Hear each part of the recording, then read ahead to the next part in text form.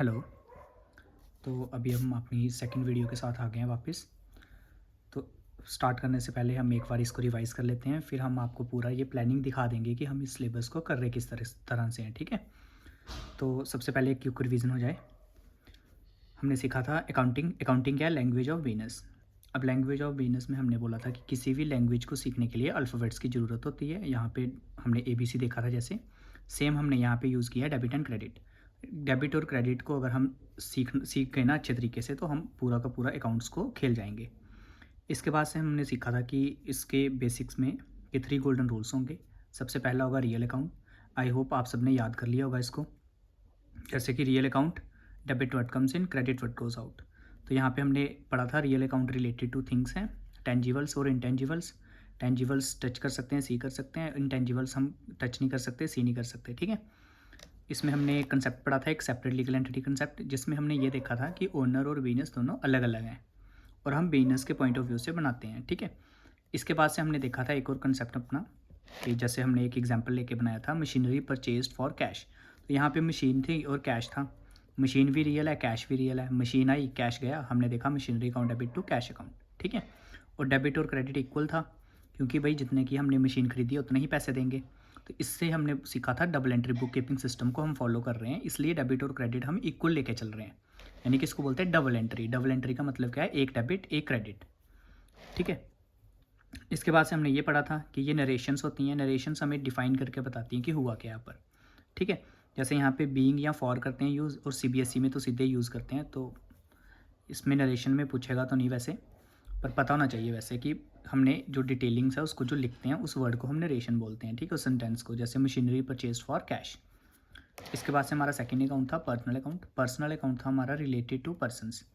हमने 3 टाइप के पर्सन सीखे थे, real person, artificial person and representative person. Real person में जैसे हम सब हैं, राम शाम, कोई भी आप अपना नाम भी लिख सकते हो। आर्टिफिशियल पर्सन में हमने एक वर्ड लिखा था, कीवर्ड लिखा था, नेम ऑफ एन ऑर्गेनाइजेशन, यानी कि कोई भी ऐसी लीगल ऑर्गेनाइजेशन है जो यहाँ एग्जिस्ट करती है, उसको हम बोलेंगे आर्टिफिशियल पर्सन है। कीवर्ड क्या था इसमें कि वो हम पे केस कर सकती है, हम उस पर केस कर सकते हैं, तो वो एक लीगल पर्सपेक्टिव से हम देख लेंगे कि हाँ वो पर्सन है, ठीक है? इसके बाद से हमारे पास आ गया रिप्रेजेंटेटिव पर्सन। रिप्रेजेंटेटिव पर्सन क्या था? जो किसी को रिप्रेजेंट करे। जैसे यहाँ पे ओनर के पैसे को कैपिटल से रिप्रेजेंट करते हैं अगर वो इन्वेस्टमेंट करता है, और अगर विड्रॉ करता है तो हम उसको ड्राइंग से रिप्रेजेंट करते हैं, ठीक है? इसके बाद से हमने पढ़ा था पर्सनल अकाउंट का रूल, जिसमें था debit the receiver, credit the giver, ठीक है?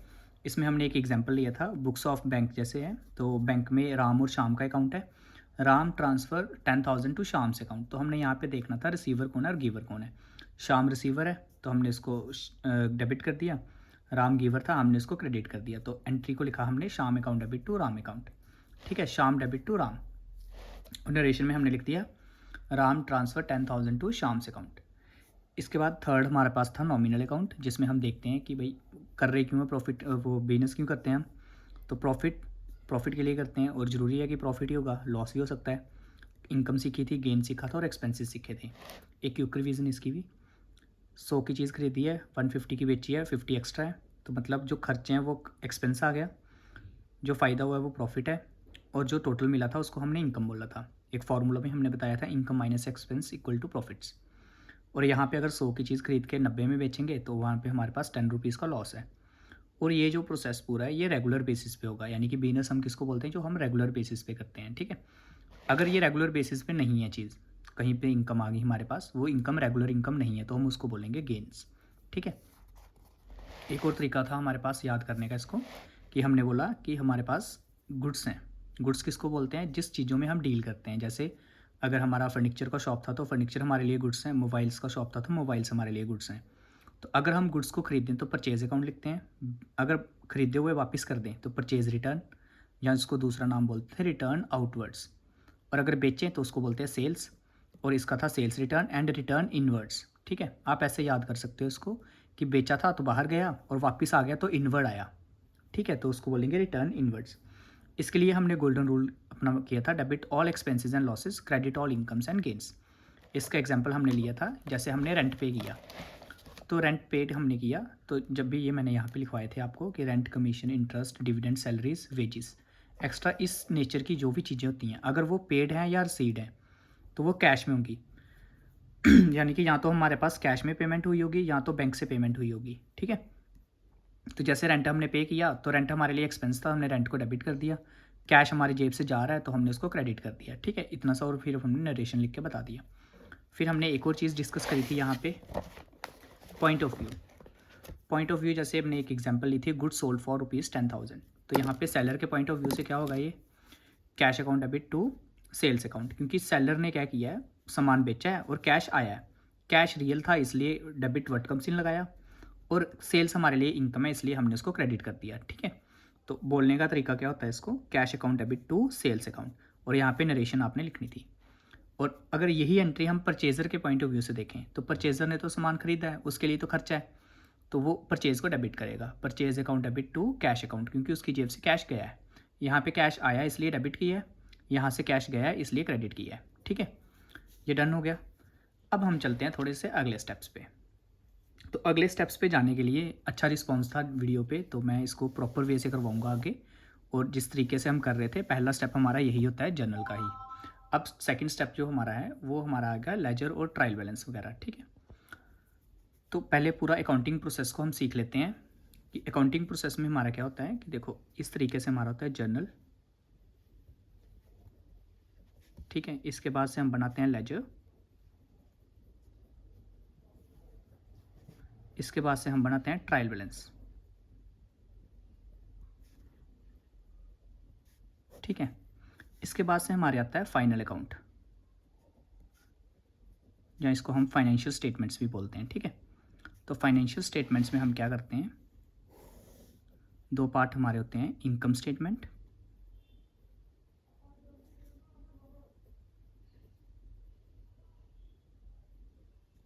और सेकंड हमारा होता है पोजीशनल स्टेटमेंट, ठीक है। इनकम स्टेटमेंट जो होती है इसको आगे फर्दर दो पार्ट्स में डिवाइड किया जाता है। एक हमारा बनता है यहाँ पे ट्रेडिंग अकाउंट, दूसरा हमारा बनता है प्रॉफिट एंड लॉस अकाउंट, ठीक है। आप इसको शॉर्ट में मत लिखना, आप नोट्स के लिए लिख लेना, profit and loss account, profit and loss account. Positional statement में हमारे पास आती है बैलेंस शीट, ठीक है। आप फुल फॉर्म में ही लिखना इसको। अब यहाँ पे जो ट्रेडिंग अकाउंट होता है यहाँ से हमें मिलता है ग्रॉस प्रॉफिट,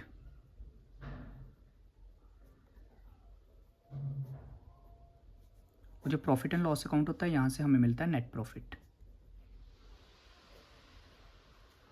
और यहाँ पे हमें मिलती है statement of assets and liabilities. Statement of assets and liabilities का मतलब क्या है कि यहाँ पे हमारे पास एसेट्स होंगे, और यहाँ पे भी इक्वेशन यूज़ होती है, इसको भी डिस्कस करेंगे। Assets equal to liabilities plus capital, ठीक है। मैं शॉर्ट फॉर्म यूज़ कर रहा हूँ, आप इसको अपने लिए पूरे कंप्लीट वर्ड्स ही लिखना, ठीक है। तो अब ये हमारा पूरा अकाउंटिंग प्रोसेस है। तो मैं पहले आपको बता देता हूँ, ये 11th का बेसिक्स है, और बेसिक्स सीखने के बाद ही हम आगे पढ़ने का भी मज़ा आएगा और हम उससे कनेक्ट भी कर पाएंगे, ठीक है। तो अभी मैंने कोई भी थ्योरेटिकल पोर्शन नहीं कवर किया है, वो इसलिए कवर नहीं किया है क्योंकि थोड़ा सा इंटरेस्ट डेवलप हो जाएगा, तो हम थ्योरी वाला पढ़ेंगे तो वो हमें बिल्कुल ही आसान लगेगा। हमें किसी भी चीज़ में, किसी भी टर्म में, चाहे वो अकाउंटिंग टर्म्स हैं, चाहे वो हमारे कंसेप्ट्स हैं, कहीं पे भी हमें कोई भी प्रॉब्लम नहीं आएगी अगर हम ये इतना सा बेसिक्स कर लें। मेरा तरीका क्या है कि मैं पहले जर्नल करवाऊँगा, फिर लेजर पोस्टिंग करवाऊँगा, फिर ट्रायल बैलेंस करवाऊँगा, फिर हम यहाँ पे स्टॉप कर जाएंगे। फिर इसके बाद से हम थोड़ा सा थ्योरी वाला पोर्शन करेंगे जिससे कि आपकी अंडरस्टैंडिंग बन जाएगी। तो आप सीधे सीधे मान के चलो 10 to 15 डेज़ अगर एक बच्चा नॉर्मल प्रैक्टिस करता है तो, यानी कि ये ज़्यादा है। अगर कोई बच्चा अच्छे से प्रैक्टिस करेगा तो वो ज़्यादा से ज़्यादा 5 से 10 दिन में पूरा प्रो हो जाएगा इस चीज़ में, जर्नल लेजर और ट्रायल बैलेंस में। एक बार इस चीज़ की अंडरस्टैंडिंग होगी, फाइनल अकाउंट हमारे लिए ईजी रहेगा, और जो हमारे पास थ्योरी वाला पोर्शन है 11th क्लास का वो भी ईजी रहेगा, और आप इतने कैपेबल हो जाओगे कि बाकी चीज़ों को आप खुद भी पढ़ के अंडरस्टैंड कर पाओगे, ठीक है। तो अप्रोच हम यही रखने वाले हैं। इसके बाद से अब आज हम स्टार्ट करेंगे कि जैसे हमने गोल्डन रूल तो सीख लिए अपने, अब हम जर्नल एंट्रीज़ के बारे में सीखेंगे, किस टाइप्स की जर्नल एंट्रीज़ होती हैं और उसको हम कैसे पोस्ट करते हैं, ठीक है। तो सबसे पहले तो हमारे पास आती है सिंपल एंट्रीज़। तो मैं क्या करूँगा, कुछ एंट्रीज़ खुद लिखूँगा, वो आपको समझा दूँगा और मैं अपने टेलीग्राम चैनल का लिंक आपको दे दूँगा, वहाँ पे आप उसको ज्वाइन करना। वहाँ पे एक पीडीएफ पड़ी होगी, मैं खुद एक बार फिर से उसको डाल दूँगा। उस पीडीएफ में क्वेश्चंस होंगे, तो आप उस क्वेश्चन को एनालाइज़ करना, प्रैक्टिस करना। मैं थोड़ी सी प्रैक्टिस करवा देता हूँ सिंपल एंट्रीज़ की, ठीक है। उसके बाद कंपाउंड एंट्रीज़ का करेंगे, फिर उसके बाद धीरे धीरे करके आगे चलेंगे।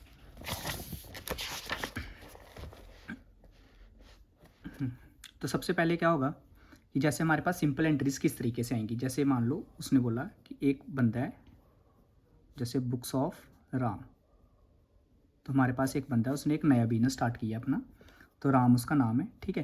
तो अब यहाँ पे क्या होगा कि जैसे बुक्स ऑफ राम है, तो जैसे उसने लिखा, पहली एंट्री कैसे होती है हमारे पास, ऐसे Ram started business with cash. तो राम एक बंदा है, इसने कैश के साथ बिजनेस स्टार्ट किया है 1 लाख लगा के, ठीक है। तो अब यहाँ पे हमें क्या देखना है, यहाँ पे 2 पार्टीज़ हैं, एक तो कैश है, एक हमारे पास राम है, ठीक है। राम कौन है, जो ओनर है। अब ओनर के पैसे को हम रिप्रेजेंट किससे करते हैं, कैपिटल के साथ। तो हम जो राम का पैसा लगा हुआ है उसके लिए हम वर्ड कैपिटल यूज़ करने वाले हैं, ठीक है। और मैंने आपको बताया था कि हमने किसके पॉइंट ऑफ व्यू से करना है, बिजनेस के पॉइंट ऑफ व्यू से करना है। और सेपरेट लीगल एंटिटी कंसेप्ट क्या बोलता है, ओनर और बिजनेस अलग अलग हैं। तो यानी कि ओनर अलग है और बिजनेस अलग है, ठीक है। अब ये ओनर यहाँ पे राम है, राम ने बिजनेस स्टार्ट किया, इसने पैसे लगाए हैं बिजनेस में, हम यहाँ के अकाउंटेंट हैं, हमने देखना है हमारे पास पैसा आया है, तो हम करेंगे कैश अकाउंट डेबिट। हमारी एंट्री क्या होगी, कैश अकाउंट डेबिट। क्यों, क्योंकि हमारे पास कैश आया है, ठीक है।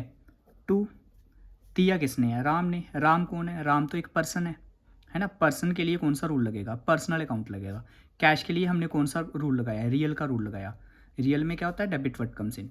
और राम के लिए हम कौन सा रूल लगाएंगे, पर्सनल का रूल लगाएंगे, ठीक है। पर्सनल का रूल क्या है, debit the receiver, credit the giver. इस टाइम पे ये गिवर है और हम इसको क्रेडिट करेंगे। पर हमने क्या सीखा अभी, राम की जगह हम क्या लिखेंगे, कैपिटल, तो इसलिए यहाँ पे कैपिटल क्रेडिट होगा। ऐसे हम करते, अगर पर्सन का नाम लिखना होता तो हम राम लिखते, पर हम राम को किससे रिप्रेजेंट करते हैं, ओनर के पैसे को किससे रिप्रेजेंट करते हैं, कैपिटल से, तो हमने कैपिटल लिख दिया, ठीक है। पैसा कितना आया हमारे पास, 1 लाख। राम ने कितना पैसा दिया, 1 लाख। नरेशन में हम यही लिखेंगे, Ram started business with cash, ठीक है। या ऐसे भी लिख सकते हैं, बिजनेस स्टार्टेड विद कैश।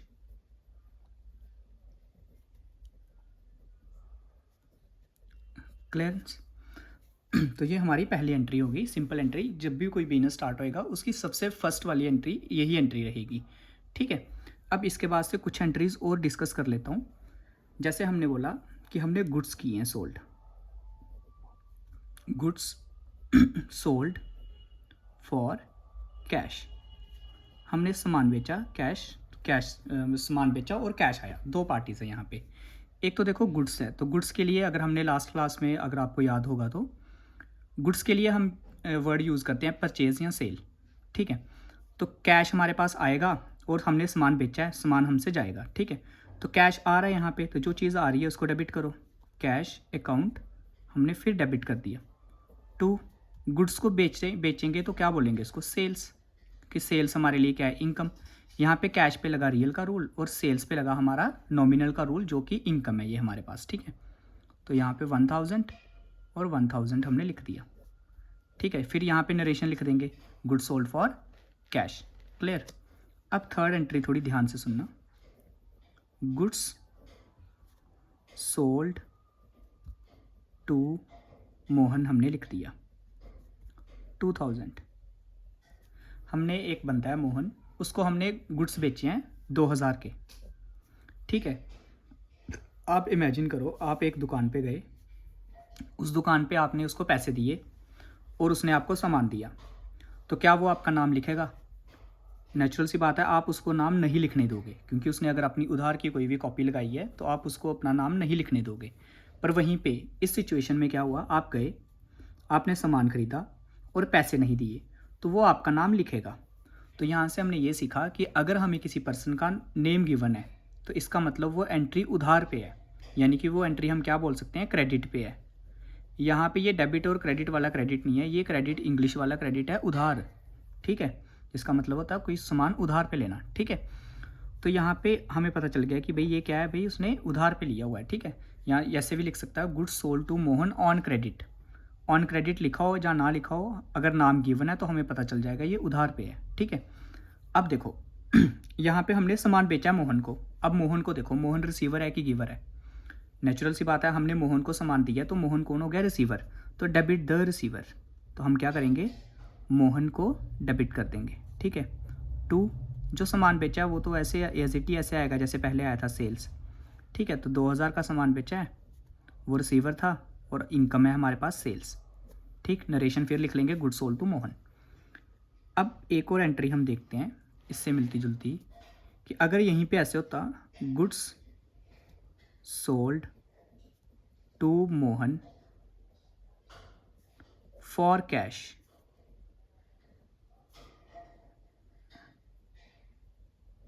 तो भाई देखो, आप दुकान पे गए, दुकान वाला आपका नाम जानता है, पर आपने उसको पैसे दे दिए, तो क्या आप उसको नाम लिखने दोगे, नहीं लिखने दोगे, सिंपल सी बात है। तो यानी कि कंफ्यूज नहीं होना है। हमने देखा जब गुड सोल्ड फॉर कैश था, हमें नाम पता हो ना पता हो, हमने कैश टू सेल्स कर दिया। अगर सिर्फ नाम दिया हुआ है तो इसका मतलब वो एंट्री क्रेडिट पे है, उधार पे है, ठीक है। और अगर गुड सोल्ड टू मोहन है, जैसे यहाँ पे लिख दिया, पर वहाँ पे बता दिया उसने कि मोहन ने कैश दे दिया, तो मोहन अपना नाम नहीं लिखने देगा भाई। तो यहाँ पे सिंपल सी एंट्री क्या बनेगी, सेम वैसी बन जाएगी, गुड सोल्ड फॉर कैश वाली ही। तो हमारे पास पैसा आ गया, कैश अकाउंट डेबिट हो गया। टू, हमने सेल करी है, मोहन से हमें कोई लेना देना नहीं है क्योंकि मोहन ने पैसे दे दिए हैं, और पैसे दे दिए इसका मतलब वो हमें अपनी कॉपी पे नाम लिखने नहीं देगा। सिंपल, क्लियर हो गया। सेम सिचुएशन हमारी परचेज़ वाले के साथ है। जब हमने गुड्स परचेज़ करे होंगे, जैसे हमने बोला गुड्स परचेज फॉर कैश,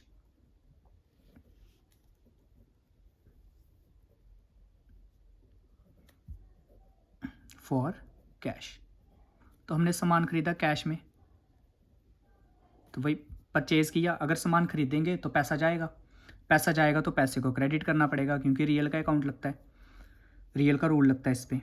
और परचेज़ हमारे लिए इस टाइम पे खर्चा है, तो हम लिखेंगे purchase account debit to cash, ठीक है।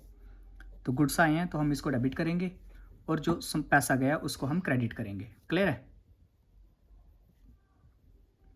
नरेशन लिख लेंगे गुड्स परचेज फॉर कैश, ठीक है। यहीं पे अगर हम यहाँ पे ऐसे लिख लें गुड्स परचेज्ड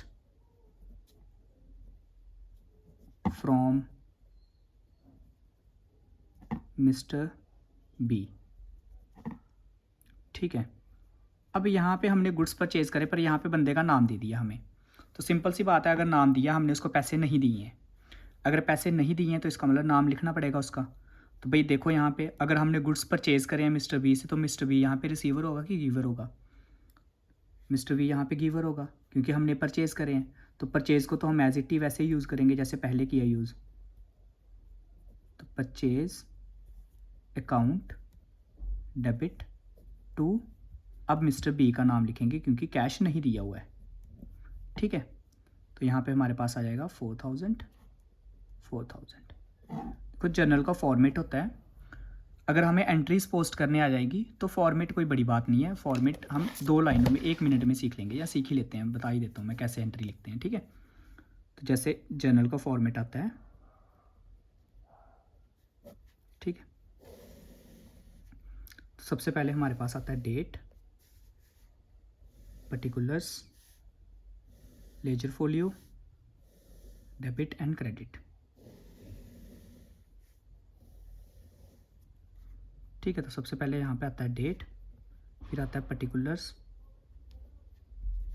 फिर यहाँ पे आता है लेजर फोलियो, यहाँ पे आता है डेबिट अमाउंट, यहाँ पे आता है क्रेडिट अमाउंट,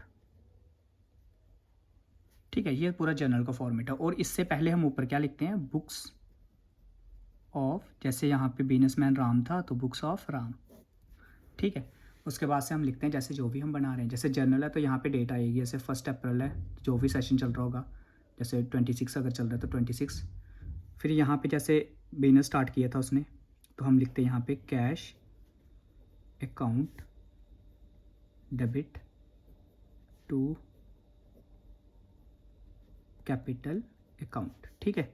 फिर डेबिट वाला अमाउंट हम लिखते हैं यहाँ पे और क्रेडिट वाला अमाउंट हम लिखते हैं यहाँ पे, ठीक है। फिर इसके बाद से नरेशन लिखते, बिजनेस स्टार्टेड विद कैश,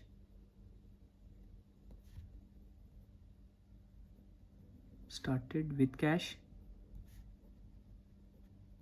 ठीक। इसके बाद से एक लाइन छोड़ के यहाँ पे ड्रॉ करते और नेक्स्ट एंट्री यहाँ से स्टार्ट कर लेते अप्रैल 2 अप्रैल 26 की, ठीक है। तो ये फॉर्मेट सीखना कोई बड़ी बात नहीं है, ये तो कोई भी सीख लेगा। तो यहाँ पे एक चीज़ मैं लेजर वैल्यू को बता देता हूँ आपको। पहले क्या होता था, आजकल तो टैली आ गया है, टैली ऑनलाइन करते हैं सारे, ठीक है। पहले क्या हुआ करता था कि जर्नल से बनाते थे लेजर, लेजर से बनाते थे ट्रायल बैलेंस। तो जब जर्नल से लेजर बनाते थे ना, तो लेजर का पेज नंबर यहाँ पे लिख देते थे कि इस वाले पेज नंबर पे इसकी पोस्टिंग करी है हमने, ठीक है। उसको आगे जाके डिस्कस और कर लेंगे। यानी कि यहाँ पे लेजर फोलियो में लेजर का पेज नंबर आया करता था, जिससे हमें एंट्री ढूंढने में, मैच करने में ईजी आसानी हो जाए, ठीक है। तो ये चीज़ हमें क्लियर हो गई। इसके बाद से हमने क्या करना है, देखो सिंपल एंट्रीज ऐसे ही बनेंगी सारी, जैसे हमने ये डिस्कस किया, ठीक है। अब इसमें एक दो एंट्रीज में एक्सपेंसेस की ले लेता हूँ। फिर उसके बाद से आज मैं आपको एक PDF दूंगा ना, आपने वहाँ पे यही एनालाइज करना है कि इसमें कौन कौन सी चीज़ें हैं, और एंट्रीज पोस्ट करनी होगी तो वो भी आप कर लेना, ठीक है। तो जैसे एक चीज़ और सीख लेते हैं यहाँ पे कि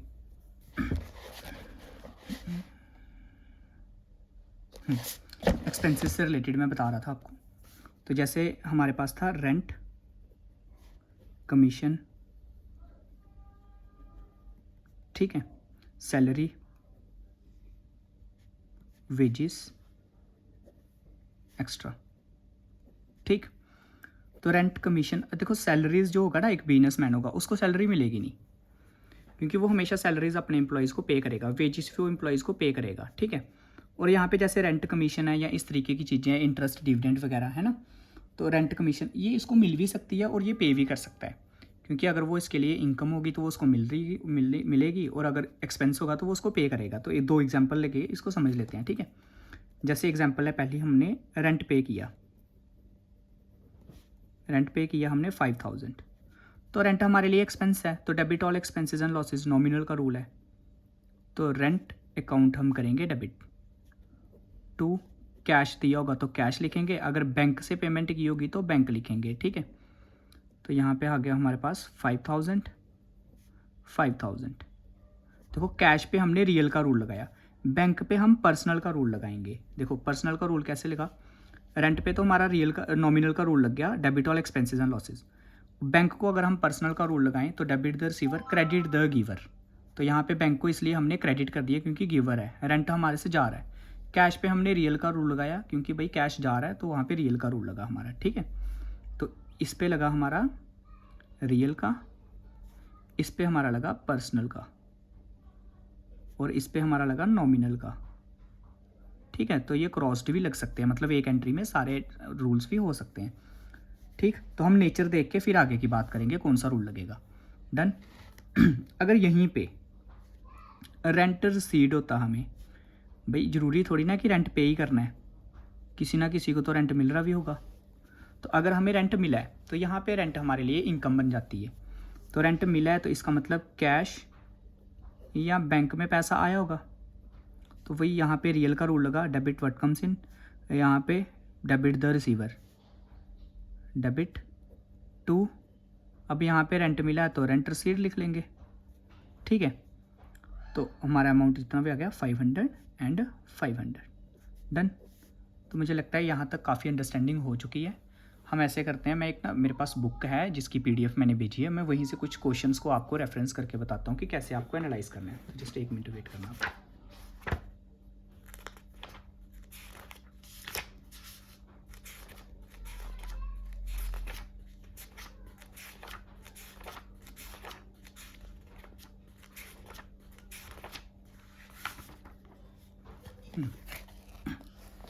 जैसे एक बुक है, PDF में आपको मिल जाएगा, अगर आपने स्क्रीनशॉट लेना तो आप रुक के ले भी सकते हो, ठीक है। जैसे यहाँ पे एक कंपनी का नाम है Siyaram and sons started business with cash. तो यहाँ पे ये पर्सन का नाम आ गया सियाराम एंड सन्स, और इन्होंने कैश से बिजनेस स्टार्ट किया है। तो एंट्री क्या बनेगी हमारी, cash account debit to capital account, क्योंकि हम इसका नाम तो लिखेंगे नहीं, ठीक है। तो cash account debit to capital account हम करेंगे, ठीक है।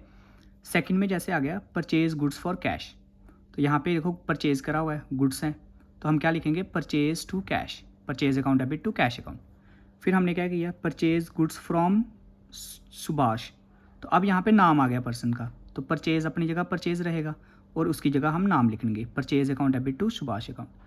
अब जैसे परचेज फर्नीचर फॉर कैश, अब यहाँ पे इस चीज़ को मैं थोड़ा समझा देता हूँ आपको, ठीक है।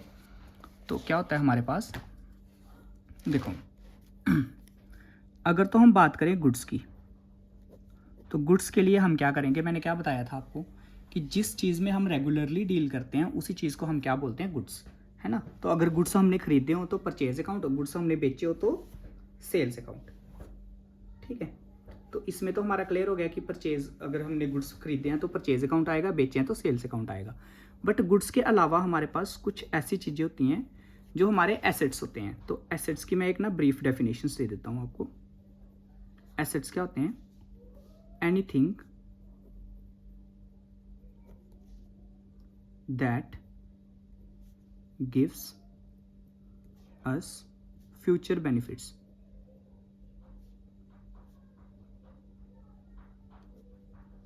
मतलब कोई भी ऐसी चीज़ जो फ्यूचर में हमें बेनिफिट्स देगी, जो फ्यूचर में हमें कोई भी फ़ायदा देगी, वो हमारे लिए एसेट्स हैं, ठीक है। अब वो कुछ भी हो सकता है।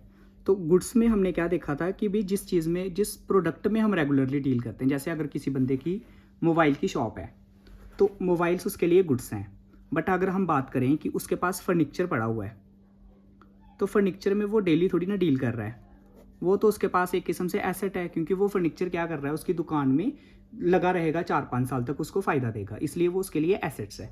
तो हम क्या करेंगे, ऐसी चीज़ों का डायरेक्टली नेम ही लिख लेंगे। तो यहाँ पे हम क्या करेंगे, फर्नीचर हमने खरीदा है, फर्नीचर हमने खरीदा है, फर्नीचर हमारे पास आया है और बदले में हमने कैश दिया है, तो हम क्या करेंगे furniture account debit to cash. यहाँ पे हम परचेज नहीं लिखेंगे, यहाँ पे हम फर्नीचर लिखेंगे। जब गुड्स दिया हो तब हम परचेज से लिखेंगे, अदरवाइज हम उस प्रोडक्ट का नाम ही लिखेंगे, जो भी वो चीज़ें होगी, ठीक है, एसेट्स होंगे जो भी। हम जब थ्योरी पढ़ेंगे वहाँ पे इसको और डिस्कस कर लेंगे, ठीक है। जैसे अब यहाँ पे आ गया पेड कैश टू सुभाष, अब हमने सुभाष को कैश पे किया है, तो पहले हमें ये देखना है यहाँ पे दो पार्टीज हैं, कैश एंड सुभाष।